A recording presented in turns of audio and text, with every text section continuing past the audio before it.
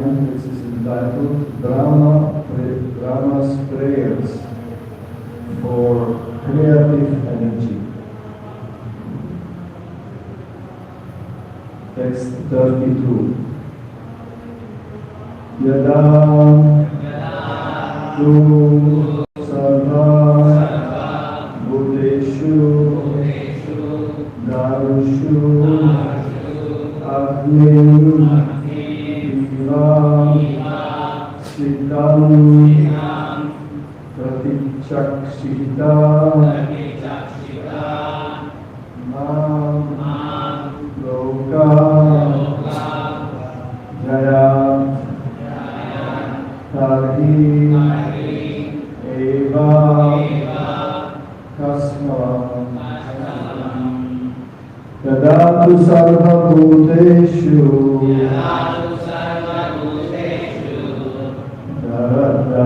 Darusparnim Nivasitam Pratichakshita Mam Loko Jayatariva Kasmalam Yadatu Sarva Bhuteshu Darusparnim Nivasitam Pratikshashita Mamloko Jayatareva Kasmalam Yadatu Sarva Bhuteshu Darusparnim Nivasitam Pratikshashita Mamloko Jaya Tari Eva Kasmalam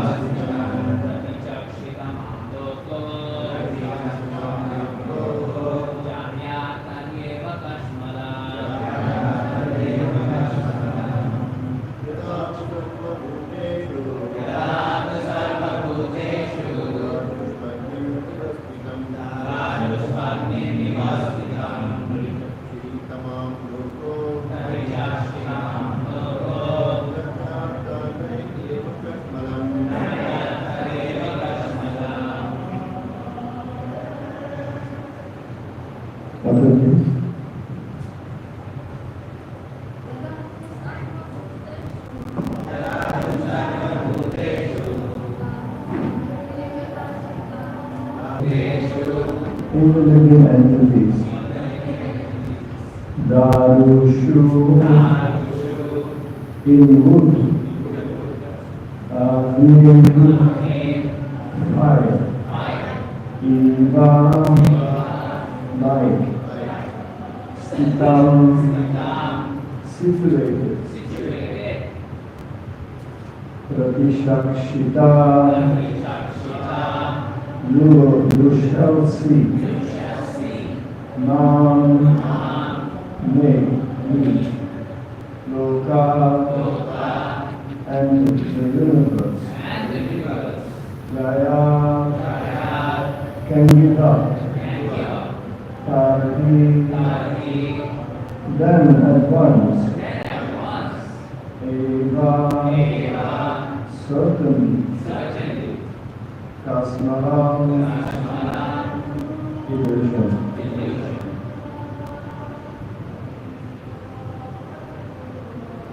Translation and purport by Divine Grace, A.C. Bhakti-Siddhanta Swami Sri Prabhupada.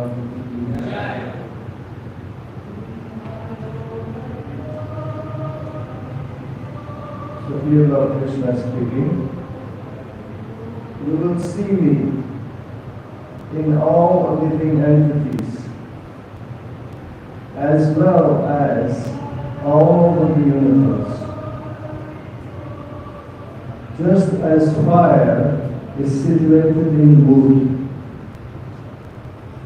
only in that state of transcendental vision will you be able to be free from all kinds of illusion. Please repeat. You will see me. You will see me In all living entities. in all living entities, As well as all over the universe. as well as all over the universe. Just as fire is situated in wood, Just as fire is situated in the wood, only in that state of transcendental vision only in that state of transcendental vision will you be able to be free will you be able to be free from all kinds of illusion. from all kinds of illusion. The potential of fire is inside the wood already. But this is not something one can perceive directly. Just as you cannot perceive the spirits in the living entities. So Lord Krishna is saying here, or Krishna is saying here, that only in that state of transcendence will you be able to be free from all kinds of illusion. So as long as we only see the external part, then the illusion remains of the reality that is called. Purport. Brahma prayed that we might not forget his eternal relationship with the Lord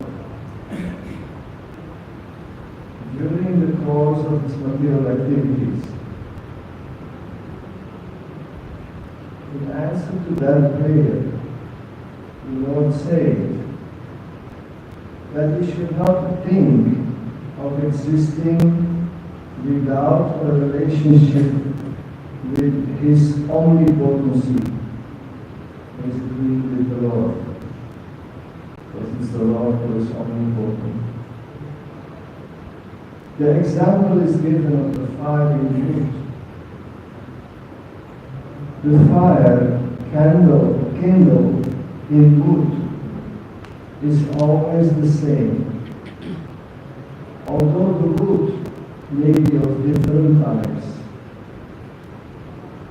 Similarly, the bodies within the material creation may be specifically different according to the shape and quality. But the spirit souls within them are not different from one another. The quality of fire, warmth, is the same everywhere. And the spiritual spark, or part and parcel of the Supreme Spirit, is the same in every living being. Thus, the potency of the Lord is distributed all over his creation. This transcendental knowledge alone can save one from the contamination of material illusion. Since the Lord's potency is distributed everywhere, a pure soul or devotee of the Lord can see everything in relationship with the Lord. And therefore, he has no affection for the outer coverings.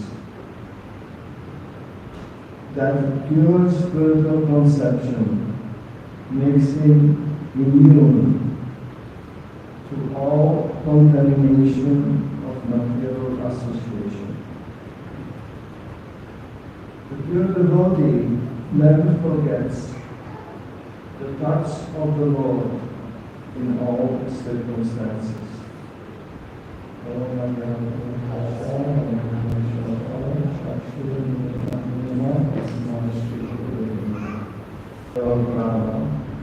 Because he was in anxiety,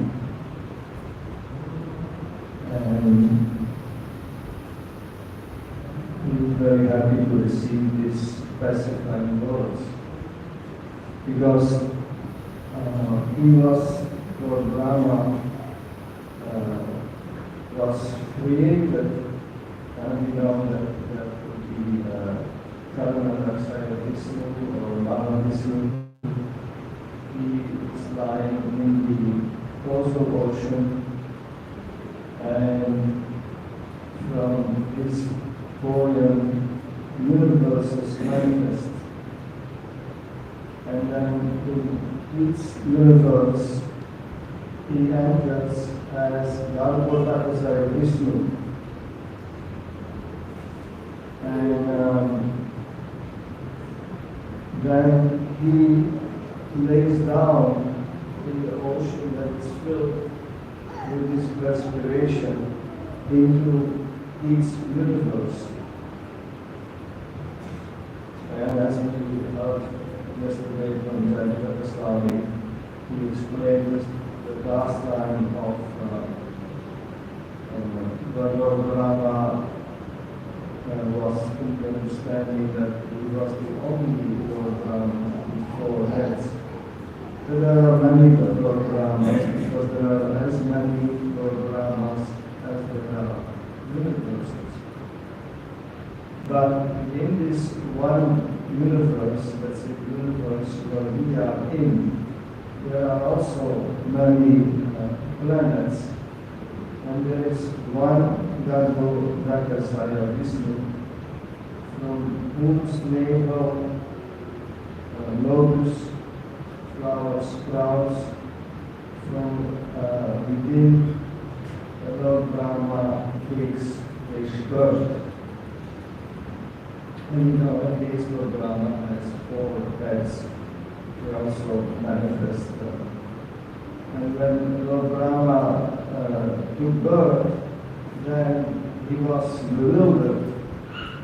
He was bewildered because he was alone. Usually when children get born, babies get born, they are not alone. There is the mother, there is the father, there is the family that is expecting them. But in Lord Brahma's case, it was a little different. He was simply alone. And he was born from his father, Vishnu. But he couldn't see his father.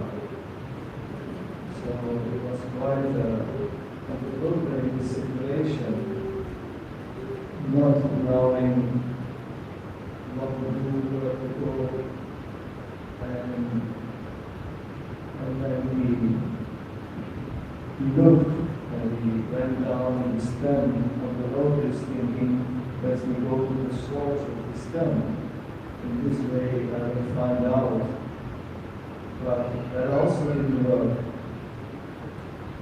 And finally, after looking left and right, the Brahma said, who am I that I am situated on top of this lotus? Wherefrom has it sprouted? There must be something downwards in the water from which the lotus flower is grown. But that also didn't work. So basically, after trying different things, he understood that he can better concentrate on the Lord and go in meditation and see what happens. And then Lord Rama went into very long meditation, 100 of his celestial years. So 100 of the celestial years, even one day of Lord Rama is 1,000 cycles of Kali. So we can't even grasp the length of time that Lord Rama was meditating on the Lord. And during that time, or at the end of Rama's 100 years of meditation, when his meditation was complete, then he received the required knowledge.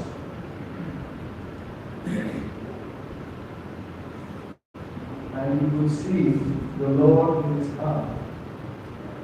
As a result of this long tapasya, you can say, this long meditation, he could see the Lord Supreme within himself. This before was not possible, and is in general not possible either for conditioned living entities. And at that time also, he composed the poem which became the Brahma Samhita, which is a prayer that Lord Chaitanya then on his tour to South India came across this Brahma Samhita, and he approved it. Lord Chaitanya approved it and recognized it as the prayer spoken by Lord Brahma at the end of his meditation. As Sri Prabhupada explains that one has to wait for the mercy of the Lord before one can either render service unto him or before one can know as he is. Because once we render service, then automatically, in due course of time, the Lord will reveal himself to the servant. It is like Lord Brahma did his meditation for so long, and at the end, the Lord revealed himself. We as devotees should count God, learn us to be engaged in devotional service, and at the end, this will bring us closer to Krishna. And of course, it's up to Krishna what he. But his mercy is always there, that we know. In its form, its place, etc. That's up to the Lord and up to our sincerity and endeavor. But one has to wait for the mercy of the Lord. Because before even one can render service. So to render service is not an obvious thing. It's a special mercy upon us. It's not something we should take for granted. It's something special. So then also Lord Brahma's vision became more clear, and he could see the huge form of Ananda Shesha, and on which Garbhodakasaya Vishnu was lying. And he could also see how extremely beautiful the Lord is. Because the scenery was very beautiful. The landscape, the mountains, the ocean, everything was so beautiful. But the Lord's appearance, Shesha's appearance was so attractive, so beautiful, that it stood out against everything else. And then finally, Lord Brahma, what he did not before, he saw the origin of this lotus temple. Because we could see there was a lake in the navel of Garbhodakasaya Vishnu. There was a lake, there was a pond. And then he saw that pond, he saw the navel, he saw that Garbhodakasaya Vishnu, and he saw the lotus going from that pond in which he was. So he got a complete understanding, complete vision. So Lord Brahma said that, "Oh my Lord, today, after many, many years of penance, I've come to know about you. How unfortunate are the unbodied living entities that they are unable to know you personally. My Lord, you are the only knowable object, because there is nothing supreme beyond you." So Lord Brahma then developed some compassion for those who are less fortunate than him. And since he was the oldest and first living entity in the creation, so then he expressed his compassion, and he also expressed that the people are unfortunate and they are bereft of good sense because they engage in inauspicious activities, trying to enjoy sense gratification. So Lord Brahma developed compassion for these conditioned souls, because it doesn't make sense. Once a person is on a level like Lord Brahma, and one sees the fortune of being connected with the Lord, then to see people who are struggling for life, who are working hard, who are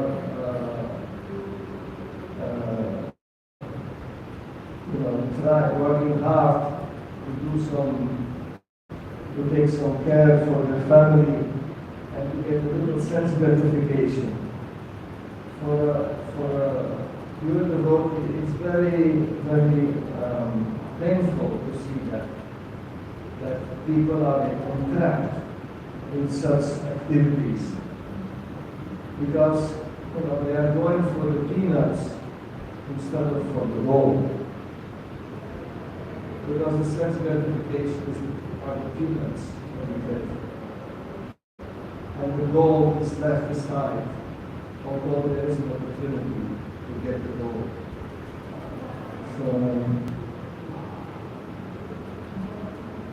So Lord Brahma was saying, "Oh great actor, oh my Lord, all these poor creatures are constantly perplexed by hunger, thirst, severe cold, secretion and bile, attacked by coughing winter, blasting summer, rains, and many other disturbing elements, and overwhelmed by strong sex urges and indefatigable anger.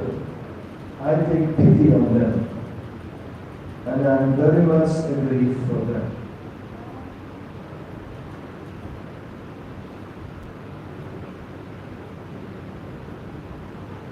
And he's saying, material miseries are without factual existence of the soul.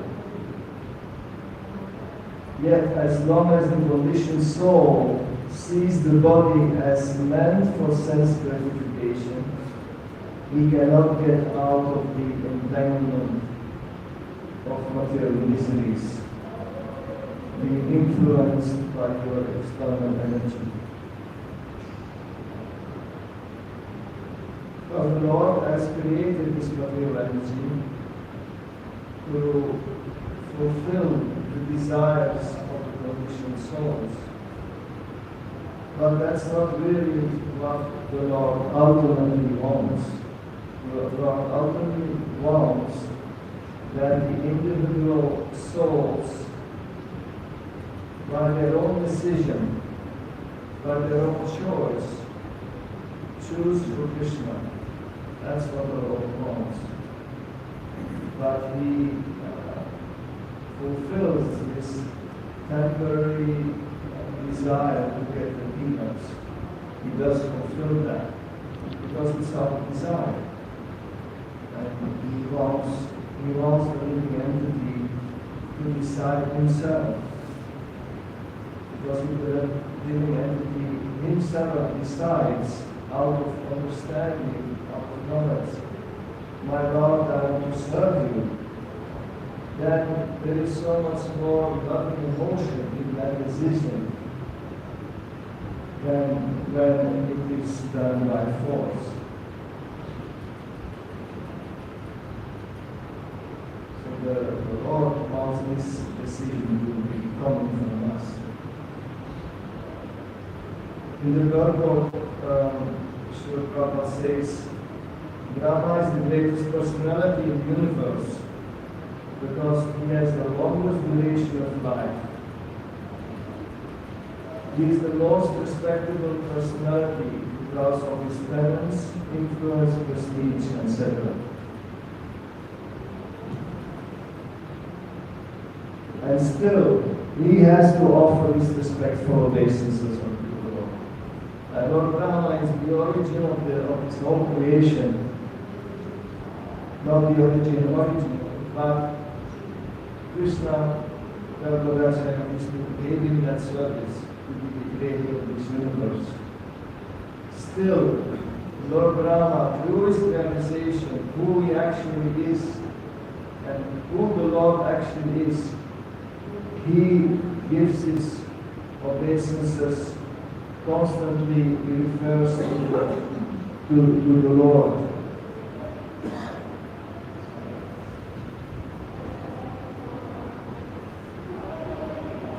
And he is constantly praying to the Lord. Because after his compassion, then he gets more in the mood of praying to the Lord to get his blessings, to do his service of creating the universe nicely. He gets into that mood. First it was bewildered, but through meditation, he got to know the Lord, his relationship, his situation. Then he became compassionate for the individual lost souls all over this material world. And then he was seeking the blessings of the Lord for doing his service nicely.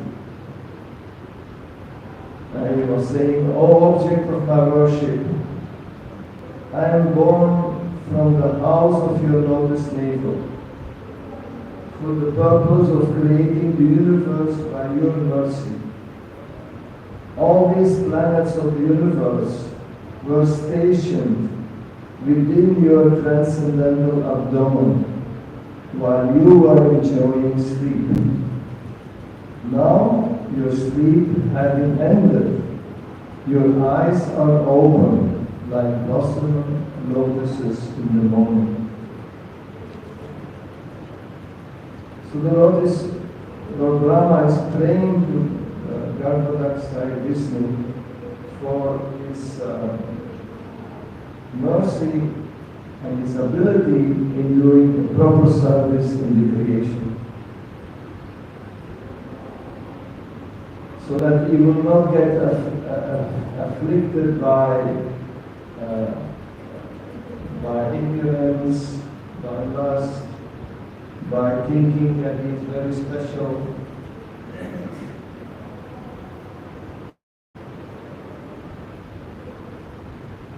And just like when we are given an important task, then he also reflect on that. He also think, how can I do this? I've been given this task, but I don't really know that I'm fully capable of doing it. Then one is also inclined to ask the Lord for help, to ask senior devotees for help. Even important decisions like initiations, they are made in a formal way. The Fire with the Lord, the center, with the spiritual master, some other devotees present during the yajna, because it's an important one takes an important vow.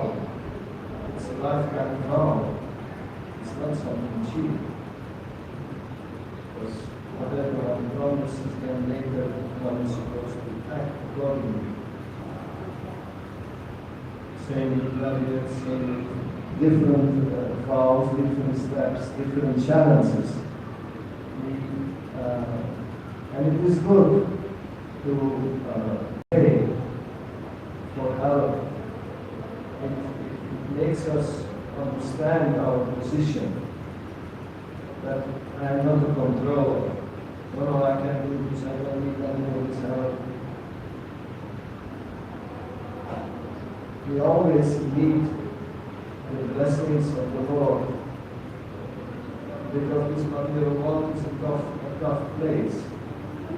It's a place one can easily become distracted of the right path. And we should always be praying, even Sri Prabhupada, the pure devotee, was praying for the protection of the Lord.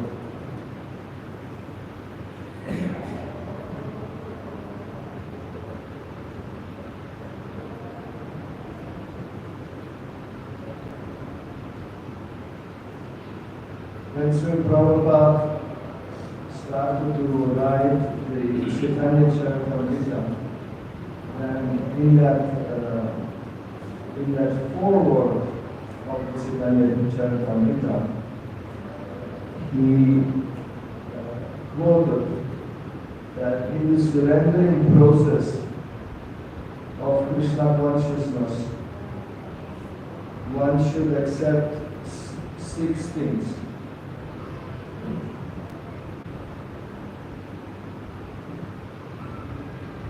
And then he quotes them.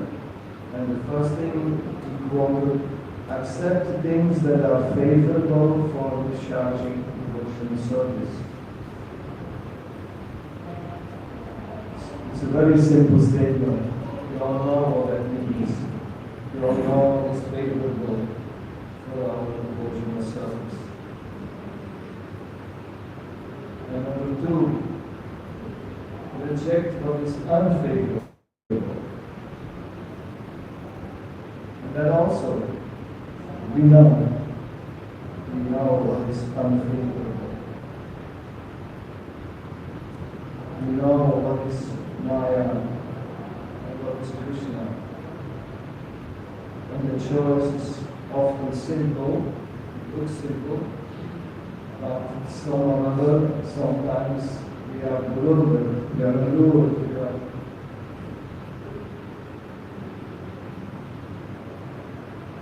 and the third thing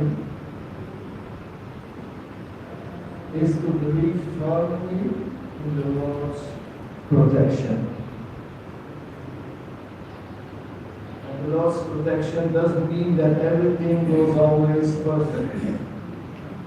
If we think that, then that's a misunderstanding of that third point. It's more in the mood of the last verse of the Shikshastakam, where Lord Chaitanya Mahaprabhu says, Asvishyama Kadalakam Punastuman Adashanam Manna Akam Karotuva Yatatavam Ratu Ratulam Pado Mantran Natastu Sabimanavara. It is more in that mood. I know no one but Krishna as my Lord, and he shall remain so, even if he handles me roughly by his embrace. It's not just handle roughly, it's by his embrace. It's for our well-being, for our betterment. Or even if he makes me broken-hearted by not being present before me, he is completely free to do anything and everything. He is always my worshipful Lord unconditionally. So to believe firmly in the Lord's protection is in that mood that we put ourselves in the hand of Krishna and that we see whatever happens to us. First we put us on the path of devotional service of the holy life, which we all took that path. And then this protection means anything that the Lord wants to do that will make me surrender to Him, that is very good.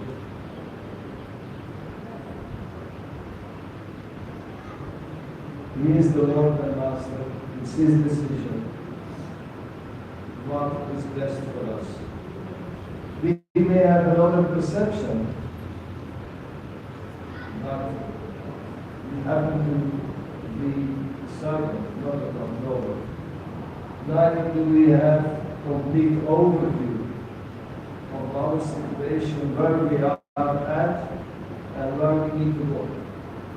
Quite often we are quite an illusion about ourselves. We are living an illusion about what is good for us. So this third point, believe firmly in the Lord's protection. It's a very deep meaning point, although it sounds very simple. And then the fourth point out of the six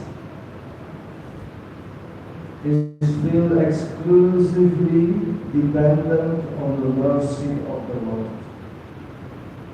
That goes a little bit together with the previous one, but feel exclusively dependent on the mercy of the Lord. I am the Lord's prophet, as Srila Prabhupada's prayer before on his way to America. He wanted the Lord to use him as a prophet on the street. That's the best way to become purified, to allow ourselves to be used in the hands of the Lord. 5. To have no interest separate from the interest of the Lord. This is also a big point, because we are used to be in our own interest. So here, again, simple point, but not so easy to practice. Because it's 180 degrees opposite from what we are used to. We are used to looking at our own interest, what I like to eat, what I like to do, what I like to read, what I like to say, this, that, so many things. I'm in mind. But this is 180 degrees the other way around. I have no interest separate from the interest of the Lord. We know we are eternal servants of the Lord. But what does that mean to be eternal servants of the Lord? That means that we organize our day in such a way that we please Him, not me. That is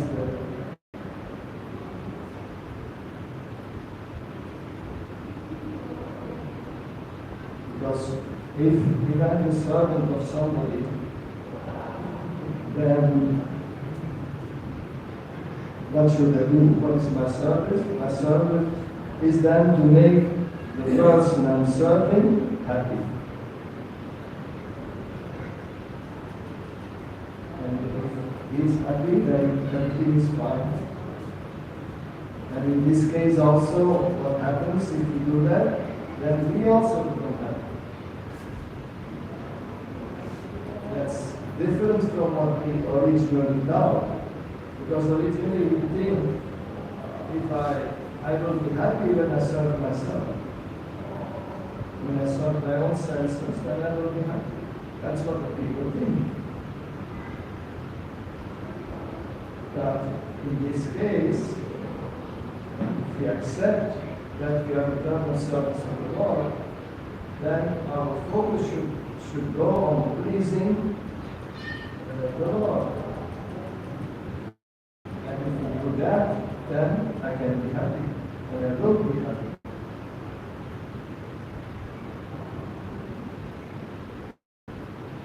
So that was the fifth point, you have no interest separate from the interest of the Lord. And the sixth and last point that Sri Prabhupada mentioned, and this was just as an introduction of the Chaitanya Charitamrita, a foreword, because Chaitanya Charitamrita is a more elevated study of the scriptures. So by that time, we are supposed to have some understanding about what we touch and about that, and then we go into and Sri Prabhupada. His foreword is not very long, 1.5 pages, but he makes this as an important point for all the world leaders, for all the devotees to get in the right mood to study Chaitanya Charitamrita. This point is always feel oneself meek and humble.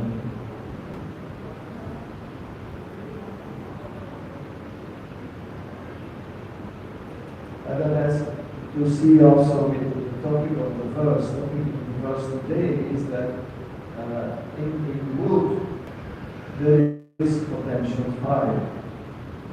But if you only see the wood, then that's not the full vision.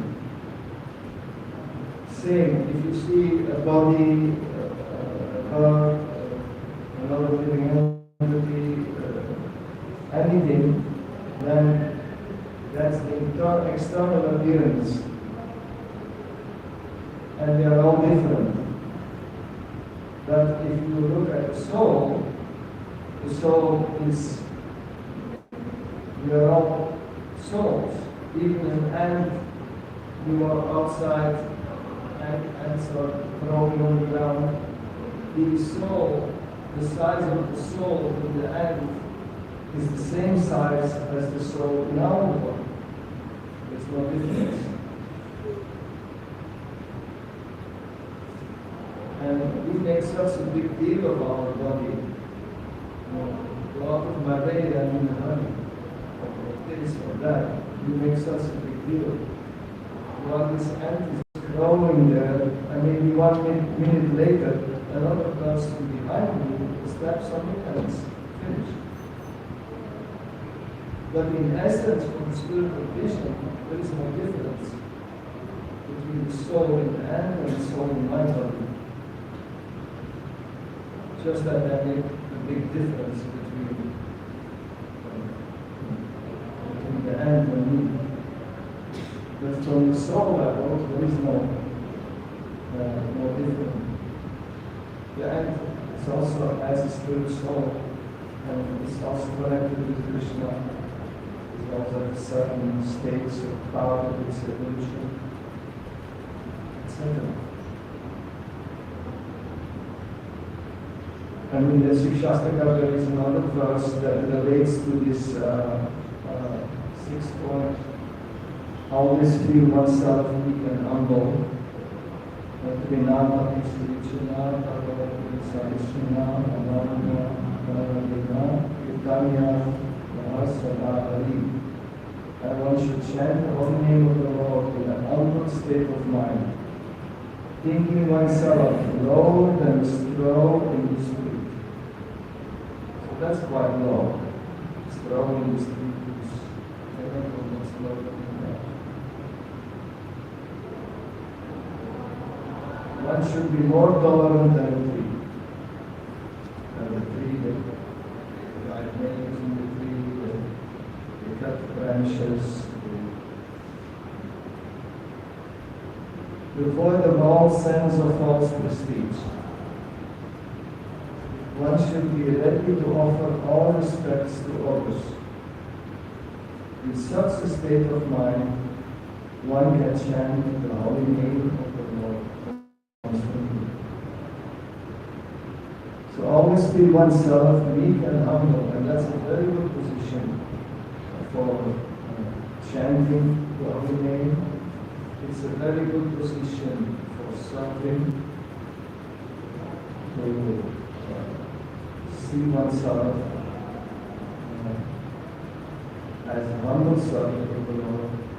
It's a very healthy position for us to be.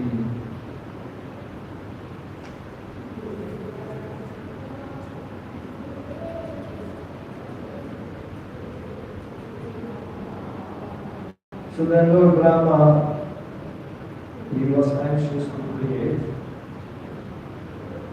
and he was somewhat depressed of seeing this devastating water.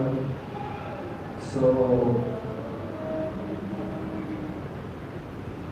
then the Lord spoke, O Brahma, when you are absorbed in devotional service, in the course of your creative activities, you will see me in you and throughout the universe.